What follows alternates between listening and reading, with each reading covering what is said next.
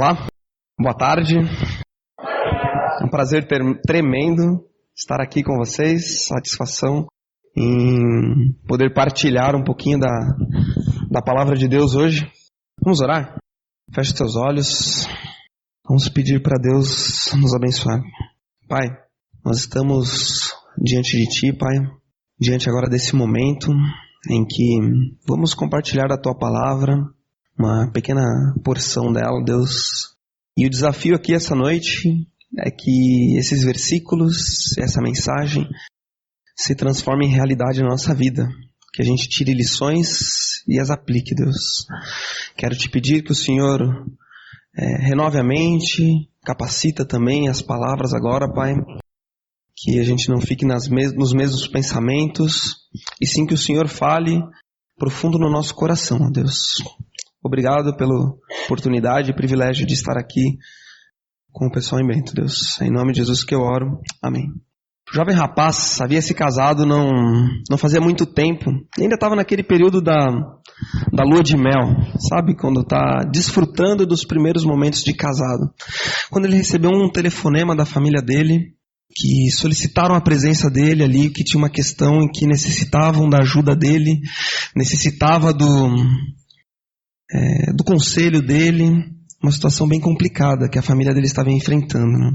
E ele foi lá, e a história, para resumir, é o seguinte: o irmão dele passa por uma série de dificuldades, e veio o quinta filhinha dele, e eles não tinham condições de cuidar daquele bebê. Uma série de problemas financeiros, uma série de problemas, e não sabiam o que fazer com aquele bebezinho, né? Então perguntaram para ele o que ele achava disso, e ele não sabia também o que fazer, né? E pediram para ele orar, e ele pegou aquele bebezinho no colo, olhou para ele e falou assim: vamos orar para que Deus mostre uma família, mostre alguém que seja capaz de cuidar dessa criança tão inofensiva. E o que aquele jovem rapaz não sabia é que aquela criancinha ali no braço dele ia ser o agente de mudança para o resto da vida dele. E um bebê tem esse poder, não tem? Quem aqui já experimentou isso? Quem já foi mãe aqui? Pais. Um bebê, quando ele vem na família, ele tem esse poder de transformar para sempre a história daquela família. Tem até aquele ditado que diz, né, que enquanto o bebê está dentro da barriga, ele está protegido do mundo. Depois que ele saiu, aí começam as dores de cabeça. E o que dizem também, eu não sou pai, né, é que o filho, depois que ele nasce, a vida nunca mais é a mesma. Dizem também que filhos pequenos, problemas pequenos. Filhos grandes, problemas grandes, né? Os problemas tendem a ficar mais complicados. Então o bebê, ele vira o mundo de cabeça para baixo. Ele tem essa característica de virar o mundo de cabeça para baixo daquela família. Um bebê que virou o mundo de cabeça para baixo, transformou a realidade. E da última vez que eu estive aqui, eu comecei uma série de estudos sobre a vida de Cristo. Esse que nós cantamos há pouco, né? Falando das características dele. E eu estava pensando essa semana da continuidade dessa história, né? E fiquei pensando, por onde começar a contar a história de Cristo? É uma história tão impactante, tem tantos detalhes, nós poderíamos ficar horas e horas falando sobre Cristo. Por onde começar?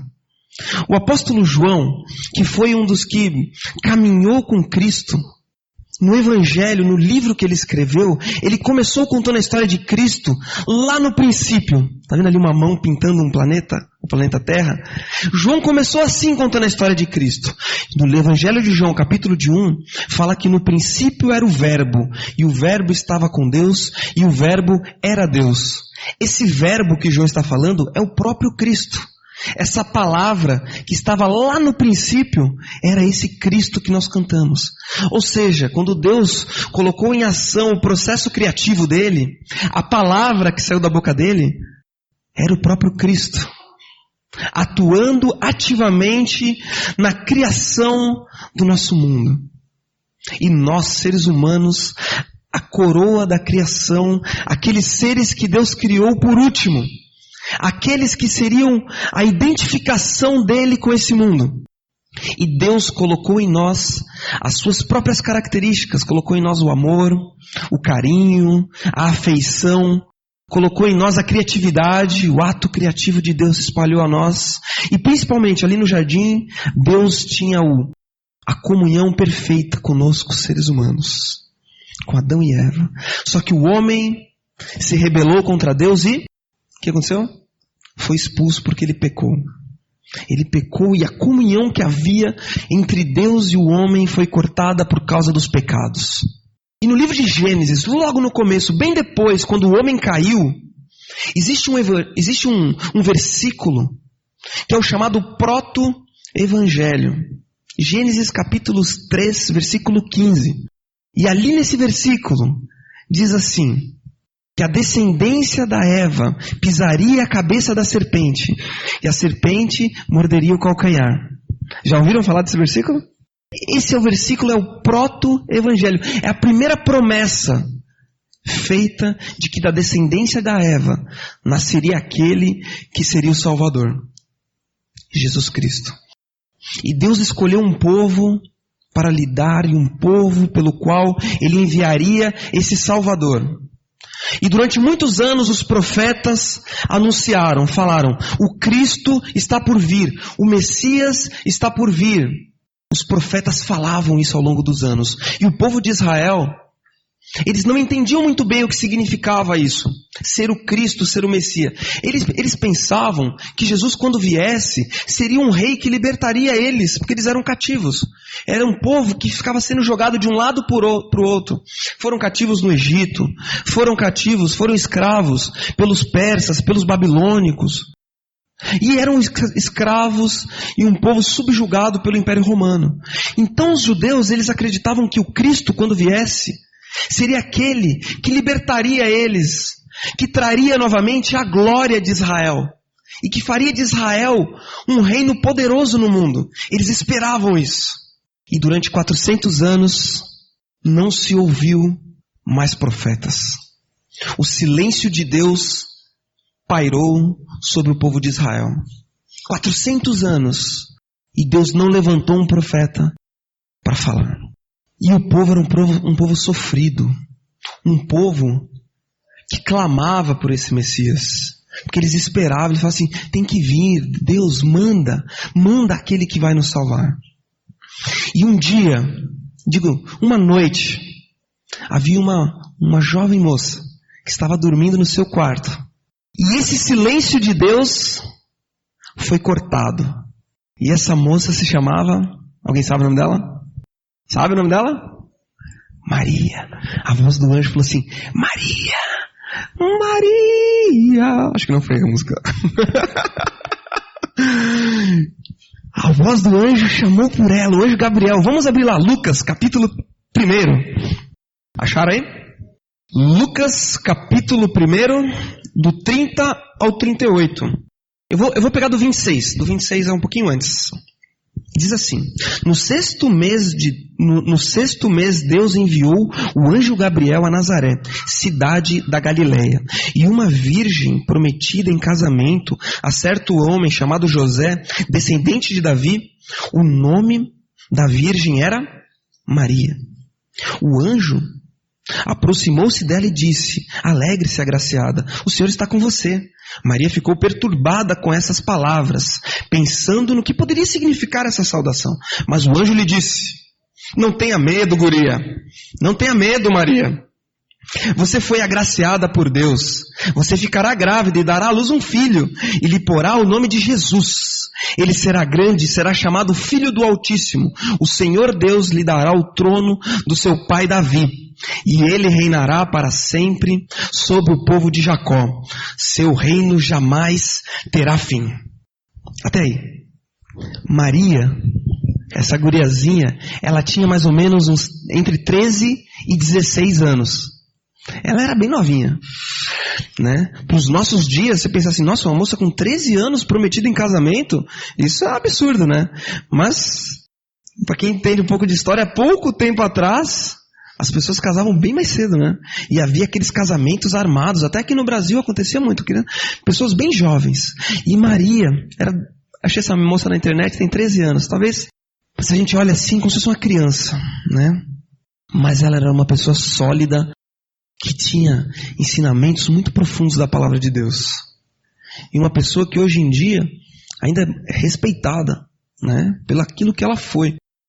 Né? E existe até pessoas, veias religiosas, que veneram até Maria por ser a mãe de Deus.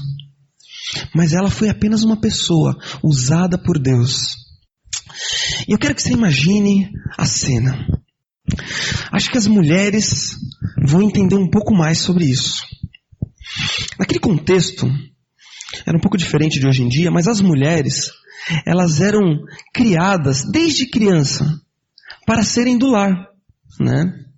As mulheres eram criadas. Hoje em dia as mulheres já estão muito além dos homens, né? Você vai na universidade e tem mais mulheres do que homens, né? Mas naquele contexto era principalmente para ser uma dona de casa. Então a mãe de Maria preparou ela. Assim, Maria, você tem que se portar assim, assim, assado com seu marido. A polenta, Maria, você faz desse jeito, porque ele vai gostar. Bota essa quantidade de queijo, né? A roupa tem que passar dessa maneira.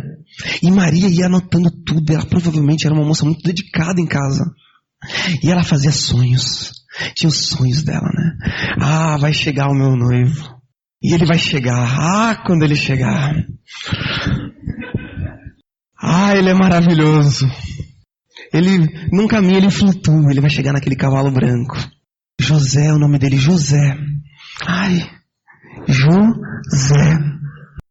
Imagina a idealização, né? Hoje em dia, né? Ela ficava pensando no nome dele, né? Hoje em dia as gurias, elas pegam e falam assim, ai, fulaninho, né? Vou botar no Google para ver o que eu acho.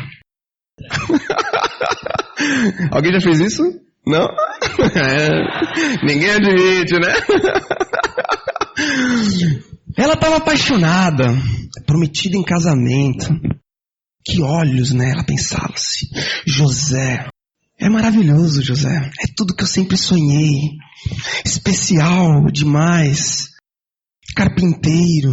Ele tem uma profissão. Ele não é qualquer um, sabe? Ele não fica jogando computador o dia inteiro. Ele tem uma profissão. É um homem demais, né? Se fosse aqui no Rio Grande... Esse é gaúcho. Se fosse aqui no Rio Grande, ele monta a cavalo. O mate dele é o mais gostoso. Ela sonhava com José.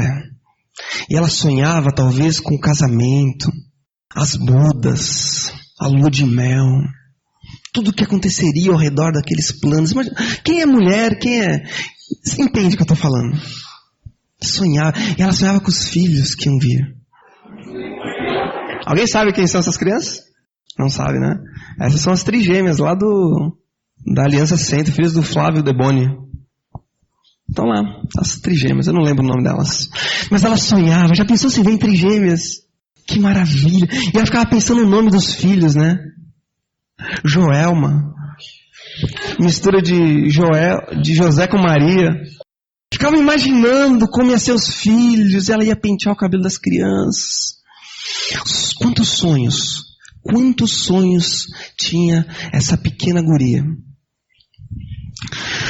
Mas quando aquele silêncio de Deus veio, teve um fim, e o anjo deu aquela notícia foi uma bomba para Maria.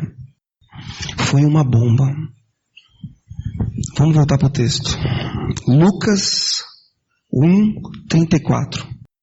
Alguém leu o versículo 34 aí, bem alto. Perguntou Maria ao anjo, como acontecerá isso? Eu sou virgem. Maria se apavorou. Acho que até gaguejou. Mas grávida? Mas não dá. Como assim? E os meus planos, os meus sonhos? Eu vou estar grávida agora? E eu sou virgem. Como que vai acontecer isso? O anjo respondeu: o Espírito Santo virá sobre você, e o poder do Altíssimo a cobrirá com sua sombra. Assim, aquele que há de nascer será chamado Santo, Filho de Deus. E também Isabel, a sua parente, terá um filho na velhice. Aquela que diziam ser estéril, já está em seu 6º mês de gestação, pois nada é impossível para Deus. Respondeu Maria: sou serva do Senhor, que aconteça comigo conforme a tua palavra. E então o anjo a deixou. Gente, não sei se você percebeu, mas o anjo não citou o nome de José. Ele falou em José aqui? Ele falou: Maria, você vai ficar grávida e você vai ter um filho que será chamado Filho de Deus, Filho do Altíssimo. E esse é o plano que Deus tem para a sua vida, Maria. E a resposta de Maria foi: eu sou serva de Deus, aconteça comigo como o Senhor quiser. Que resposta. Se a gente parar para analisar, que coisa difícil essa pequena garota fez. Sabe que naquela época havia, nas festas de casamento, era a tradição dos judeus, antes de casar, a noiva passava por um exame pré-nupcial. E esse exame era a aprovação de que se essa noiva estava preparada para ser entregue para o marido dela, se ela era realmente virgem e se ela estava pronta para o casamento. Detalhe, não sei se você sabe, mas no final da Bíblia, no livro de Apocalipse, ele fala que nós somos a noiva e que nós vamos passar por um julgamento de Deus. E esse julgamento tem essa mesma característica, nos purificar para entrarmos no casamento sem mancha e sem mácula. É essa mesma relação. Por nós mesmos, nós não temos condições de ir para o céu. Mas o sangue de Cristo que nos lava, nos dá condições de sairmos por aquela porta, aprovados por Deus, para entrarmos no casamento, onde o nosso noivo nos espera, que é Cristo. Entende essa relação? João, quando escreveu o Apocalipse, tinha essa imagem na mente. E Maria sabia disso, de que ela não seria aprovada para casar. E Maria teve que acontecer uma coisa com ela. Ela teve que aprender a lidar com as frustrações da vida. E isso é algo difícil, gente. Porque a gente faz muitos planos, não fazemos? Imagina o tanto de planos que Maria fez. E a gente faz N planos. Com 30 anos eu já quero estar casado, com um filho pelo menos. Eu vou para tal cidade, tem uma proposta de emprego lá, muito boa, muito melhor que a que eu estou. Eu vou vender o meu carro porque estou precisando de dinheiro. Já faz tantos anos que nós casamos e chegou a hora de nós termos os nossos filhos. São planos que a gente faz, né? Em muitos e muitos casos, os nossos planos são frustrados. Os nossos planos não dão certo. A gente se vê numa situação em que o mundo sai debaixo dos nossos pés e a gente não tem pra onde correr. Mas foi o que aconteceu com Maria. O mundo dela, todos os planos dela desapareceram naquele momento. E ela teve que aprender a lidar com as frustrações. Essa é a primeira lição que a gente tira desse começo da história de Cristo. Lidar com as nossas frustrações. O que fazer com as frustrações? O que fazer então com elas? Não adianta amarrar geralmente a gente faz isso, né? Vem aquela frustração, o que aconteceu? Nada não. Não aconteceu nada não. A primeira coisa que a gente faz é amarrar. Aí a gente começa a achar os culpados. Foi por causa de fulano, foi por causa de cicrano. Sabe, todos nós temos que ter planejamentos a curto, médio e longo prazo, né? Uma coisa que eu descobri na minha vida. Planos mais que 6 meses a gente tem que ter, mas geralmente não dá certo, né? Parou para analisar? 6 meses para frente é difícil acertar um negócio assim que, daqui 6 meses eu vou fazer isso. E você realmente acertar, porque as coisas mudam tanto. Os cenários, eles mudam tanto. E nós experimentamos frustrações todos os dias no trabalho, por exemplo. Meu Deus do céu. Eu trabalho com publicidade, né? E às vezes eu tenho que desenvolver uma marca para um cliente, né? Por exemplo, agora eu estou criando a marca da Aliança de Santos. O pessoal pediu para mim fazer. E eu vou lá, penso, né?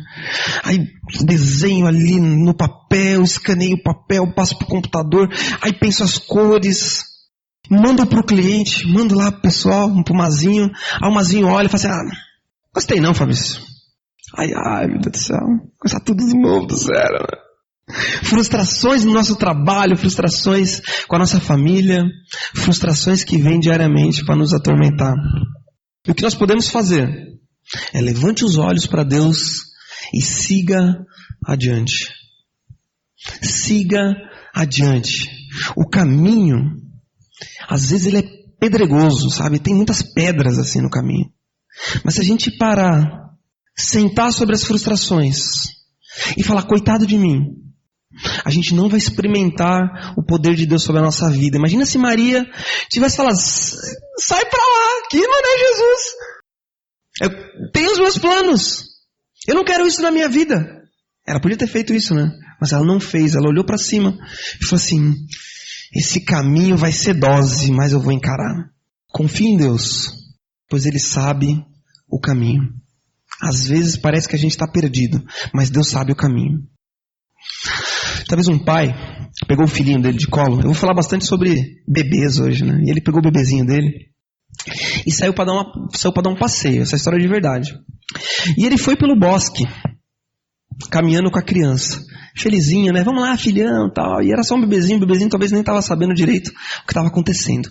E quando ele estava bem distante da casa dele, começou uma tromba d'água. Ninguém sabe o que é a tromba d'água? Muito bem, começou um toró, começou uma chuva torrencial, e os raios começaram a cair, e ele no meio daquele bosque, né, aquele barulho, e ele falou assim, e agora o que eu faço? Com a criança ali, né, ele abraçou o filho e correu, e a criança começou a sentir o desconforto daquela situação, a chuva caindo, os trovões assustando, ela começou a se molhar, e o pai abraçando aquela criança firme e forte, falou assim, meu filho, estou aqui com você. Fica tranquilo que já vai acabar.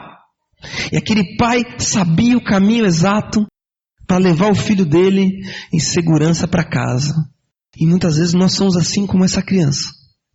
Nos braços de Deus e as tempestades são 1000 ao nosso redor. Confie em Deus, pois Ele sabe o caminho. Vamos falar todo mundo junto? Confie em Deus, pois Ele sabe o caminho. Confie em Deus. Acredita nele. Ele sabe o que está fazendo. E às vezes a gente fica querendo achar o propósito, né? Mas por que está acontecendo isso? Por quê? Por quê? Não perca o seu tempo pensando no porquê. Confie. Maria não perguntou, mas por que eu? Por que tinha que ser assim? Não dava para ser quando eu estava casada? Tinha que ser quando nesse momento? Não, ela aceitou.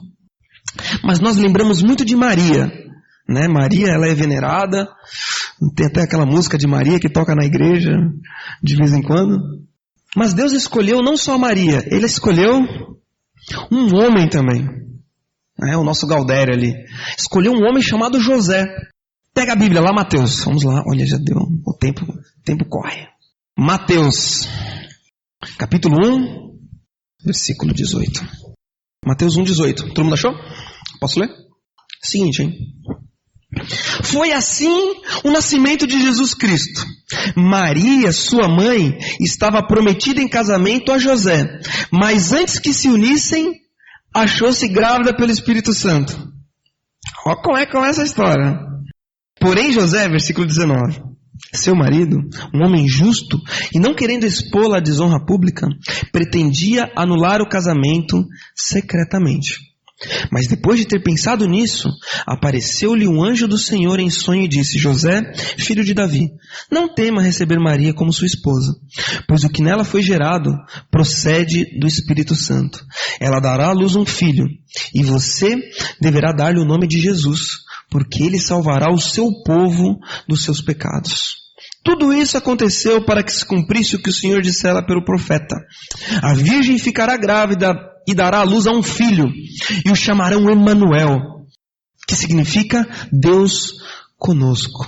Ao acordar, José fez o que o anjo do Senhor lhe tinha ordenado e recebeu Maria como sua esposa, mas não teve relações com ela, enquanto ela não deu à luz a um filho. E ele lhe pôs o nome de Jesus. José. Que homem era José? Que homem foi José? Eu conheço um jovem que ele se casou recentemente e depois de pouco tempo de casado, alguns meses depois, a esposa dele estava grávida. Quando a gente ouve essa história, qual é a primeira coisa que a gente pensa? Todo mundo já pensou, né? Casou de barriga, né? Teve que agilizar o casamento, porque senão... Primeira coisa que todo mundo pensa, né? A gente fica naquele... também não sabe nem como lidar, né, com a pessoa, né? Fala assim, mas foi prematuro, 4 meses, né? Nasceu, nossa... Rapaz, 4 meses nasceu tão grande. Mas hoje em dia acontece muito isso. E José optar por ficar com Maria, tinha que ser muito corajoso para optar. Porque quando Maria desse a luz a Jesus, o que você acha que as pessoas iam pensar? Prematuro? Eu acho que não. Naquela época não era como hoje em dia, não. A mulher tinha que se permanecer virgem até o casamento, né? Hoje em dia também, né? Digo assim, na sociedade de um modo geral. E José, ele optou por obedecer a Deus. Ele era um homem justo, a Bíblia diz. E ele não queria expor Maria. Sabe qual era a condenação para Maria? Era a morte. Naquele contexto, ela poderia ser apedrejada e perder a vida. Mas José, ele quis fazer isso secretamente para não expor Maria. Não queria o mal dela. E quando ele decidiu fazer isso, o anjo do Senhor, enviado por Deus, deu esse toque para ele. Falou assim, José, isso aí é plano de Deus. Não tema em receber Maria como sua esposa. E para José, obedecer a Deus é mais importante que qualquer coisa. Ele ia se ver numa situação muito, muito complicada diante daquela sociedade. Imagina diante da família, né? Você tá doido, José? Você vai casar com a moça que tá grávida? Você vai assumir esse filho? Imagina, né? Todo mundo ridicularizando José. José, você... Riram dele, talvez chamaram ele de nomes. Mas ele obedeceu a Deus. Ele falou assim, não, eu vou cumprir o que Deus tem posto na minha vida. Para ele, obedecer a Deus era mais importante que qualquer coisa. Era mais importante do que a própria reputação dele. Certamente a reputação de José foi por água abaixo. Você acha que as pessoas iam acreditar nesse papo de Espírito Santo, cara? Perguntaram, né, para Maria. Maria, esse filho seu é de José? Não, esse filho meu, ele foi gerado pelo Espírito Santo. Acho que as pessoas iam acreditar nisso. E a reputação de José foi por água abaixo. Mas ele optou em ficar firme. Falar assim, não, olha, isso é de Deus, são planos de Deus. Em detrimento do que as pessoas vão dizer, Deus é o mais importante na minha vida. E a gente cai nisso também, não caímos? Às vezes, para manter a nossa reputação diante das pessoas, a gente até nega a Deus. Negamos a Deus muitas vezes, né? Não. Comigo não é assim, não. A gente finge que nem conhece Deus, né? Que nem Pedro, quando Jesus estava sendo crucificado. Perguntaram para ele, você também estava com Jesus? Não. Não tem nada a ver com esse cara aí, não. Negou. Às vezes, indiretamente, a gente faz isso também. Para José, obedecer a Deus era mais importante que fazer justiça com as próprias mãos. Ele estava no total direito dele de bater o pé e falar assim, não. Tenho minha reputação e eu exijo que seja feita justiça, né? Eu coloquei as minhas fichas nesse relacionamento e não vou admitir, não vou aceitar. Eu quero ver sangue. Às vezes é assim, né? Às vezes quando alguém pisa no nosso pé, a gente também tem essa mesma... Não. Tô no meu direito. Eu quero ver justiça. Eu quero ver sangue. E José abriu mão dessa justiça com as próprias mãos e falou assim: eu vou obedecer a Deus. E para ele, obedecer a Deus era mais importante que o bem-estar pessoal. Aquela situação ia trazer um desconforto terrível para José, para Maria, para todo mundo. E seria muito mais fácil se ele falasse assim: ó, Maria, pode até ser que eu acredite nessa história do Espírito Santo, o anjo falou para mim, mas eu não consigo. Para mim não dá. Não vai ser para mim essa parada. Siga a sua vida, eu sigo o meu caminho. E pro conforto pessoal dele ia ser talvez muito melhor isso. Mas ele abriu mão do conforto pessoal dele para obedecer. E eu pergunto para você, pergunto para mim também, como está a nossa obediência a Deus? Como anda a nossa obediência? Aspectos da nossa vida em que a gente sabe que estamos caminhando por um caminho muito perigoso. Estamos caminhando por um caminho de morte. E Deus está falando: cuidado, Fabrício, cuidado, cuidado. Não vai por esse caminho. E deliberadamente, eu e você desobedecemos. Como anda a nossa obediência? José foi muito gaúcho, foi muito macho. E Maria foi muito mulher. E ser muito macho e ser muito mulher é saber obedecer. Não é ser dono do próprio nariz, é você poder olhar para Deus e falar assim: em detrimento do meu bem-estar pessoal eu vou obedecer. Isso é ser fiel a Deus. Certamente José e Maria, eles sofriam baixo o jugo do Império Romano, estavam orando talvez para que o Messias viesse, para que Cristo viesse. Estavam pedindo aquele que iria salvá-los. Pela tradição judaica, talvez eles estivessem nesse contexto. Eles olhavam para Deus e falavam assim: Deus, manda o Messias, manda o Emanuel, que quer dizer Deus conosco. Talvez eles estavam pedindo. E Deus olhou para eles e falou assim: tá bom, eu vou mandar. E vocês vão participar. Já pensou que legal isso? E você vai fazer parte disso. Deus olhou para José e falou assim: José, faça algo. Maria, faça algo. Talvez Maria estava esperando que Deus fosse fazer algo, né? E Deus olhou para ele: faça algo, eu vou fazer a minha parte, mas eu vou colocar nos seus braços uma criança, para você fazer a sua parte. E às vezes no contexto da aliança, a gente tem essa mesma atitude. A gente olha para Deus e fala assim: Deus, faz alguma coisa. Aqueles jovens estão tudo perdido. Né? Às vezes a gente fala, né? Tá tudo perdido. Deus, faz alguma coisa na minha família. A coisa tá feia. Manda um discipulador pro meu filho. Às vezes a gente clama assim, né? Deus, faz alguma coisa. E talvez Deus está olhando para ti e está falando assim: eu vou fazer a minha parte, mas eu quero que você faça a sua. Faça algo. Faça algo. E esse faça algo quebra o nosso marasmo, quebra o nosso comodismo. Às vezes entra anos, sai anos e a gente não faz nada, acomodados. E Deus olha para nós e fala assim: faça algo. Fabrício, faz alguma coisa, né? Faça algo. Aquele jovem rapaz do começo estava com a Maria Vitória no braço. Ele estava orando por ela, bonitinha, né? Essa é a foto dela mesmo, sabia? Maria Vitória é o nome. E ele olhou para Deus e falou assim: Deus, faça algo por essa criança. Mande um casal para cuidar dessa criança. Mande alguém que vai vir aqui amar essa indefesa criança. Não deixe essa criança se perder. Talvez alguém que seja cristão, que possa ensinar essa criança nos teus caminhos. Deus, faz alguma coisa. E quando aquele rapaz estava orando, Deus olhou para ele e falou assim: beleza, escolhi uma pessoa, você mesmo. Por que você não assume essa criança? Por que você não pode amar essa criança?